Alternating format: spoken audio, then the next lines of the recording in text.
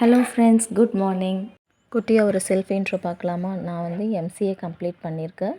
மாண்டெசரி course வந்து படிச்சுட்ருக்கேன். அந்த course இப்போ மே மந்தோட கம்ப்ளீட் ஆக போகுது. அப்புறம் நான் டிஎன்பிஎஸ்சி எக்ஸாம்ஸ்க்கும் ப்ரிப்பேர் பண்ணிகிட்ருக்கேன். அப்புறம் நான் மேரீட். எனக்கு வந்து 2 குழந்தைங்க இருக்காங்க. ஒரு பையன் வந்து 2nd ஸ்டாண்டர்ட் போகிறான். பாப்பாவுக்கு இப்போ தான் 2.5 வயசு ஆகுது. ஸோ நான் இப்போதைக்கு ஜாப் எதுவுமே போகாமல் பாப்பாவை பார்த்துட்டு டிஎன்பிஎஸ்சி ப்ரிப்பரேஷன் பண்ணிக்கிட்டு அப்படியே மாண்டெசரி கோர்ஸும் படிச்சிட்ருக்கேன். இந்த விலாகில் நம்ம மார்னிங் ரொட்டீன் விலாக் தான் பார்க்க போகிறோம். ஸோ மார்னிங் எழுந்த உடனே ஒர்க் எல்லாமே ஸ்டார்ட் பண்ணியாச்சு.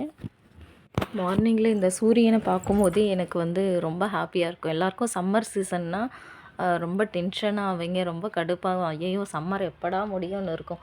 ஆனால் எனக்கு மட்டும் இந்த சம்மர் எப்போ முடியக்கூடாது, ஐயையோ வின்டர் வந்துருமேன்ற மாதிரி ரொம்ப பயமாகவே இருக்கும். ஏன்னா என்னால் வின்டர் வந்து சுத்தமாக தாங்கிக்க முடியாது. அவ்வளோ குளிர் எனக்கு. ஸோ சம்மரில் தான் வந்து நான் ஹாப்பியாக இருப்பேன். எனக்கு பிடிச்ச ஐஸ்கிரீம் சாப்பிட்லாம், எல்லாமே பண்ணலாம், ஃப்ரூட்ஸ் எல்லாமே சாப்பிட்லாம். அதே எனக்கு வின்டர் வந்துடுச்சுனாலே சுத்தமாகவே தாங்க முடியாது. கொஞ்சம் வீசிங்கும் இருக்கிறதுனால வின்டர் செட் ஆகாது. மார்னிங் ரொட்டீன் சமைக்க ஆரம்பித்தாச்சு. இன்றைக்கி மெனு கொஞ்சம் அதிகமாகவே போயிடுச்சு. இன்றைக்கி வந்து சாம்பார் தான் வச்சுருந்தேன். சாம்பார் வந்து 2 வகையாக சாம்பார். அம்மாவுக்கு வந்து புளி சேர்க்காமல் காரம் சேர்க்காமல் இதுலேயே வதக்கிட்டு தனியாக எடுத்து வச்சு அது ஒரு சாம்பாராக வச்சுட்டேன். எங்களுக்கு வந்து அதில் புளி காரம் எல்லாமே போட்டுட்டு வச்சுருந்தேன்.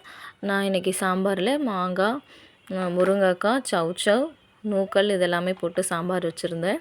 அப்புறம் வந்து சைட் டிஷ்ஷுக்கு வாழைப்பூ பொரியல் வச்சுருந்தேன். அப்புறம் இன்னொரு பொரியல் வந்து பாலக்கீரை பொரியலும் செஞ்சுருந்தேன். அப்புறம் அன்றைக்கி இட்லி, சட்னி, அப்புறம் தோசையும் செஞ்சேன். தோசையை செஞ்சுட்டு அப்புறம் ஆம்லாவில் வந்து ஊறுகாய் வச்சுருந்தேன்.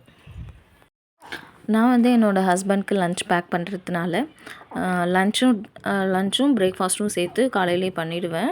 அதோட நைட்டு தான் எனக்கு கிச்சனுக்கு போகிற மாதிரி இருக்கணும். எனக்கு வந்து ஒவ்வொரு வேலையும் கிச்சனுக்கு போய் சமைச்சிட்ருக்கிறது சுத்தமாக பிடிக்காத வேலை. ஸோ பிரேக்ஃபாஸ்ட் லன்ச் எல்லாமே காலையிலே பண்ணிவிடுவேன்.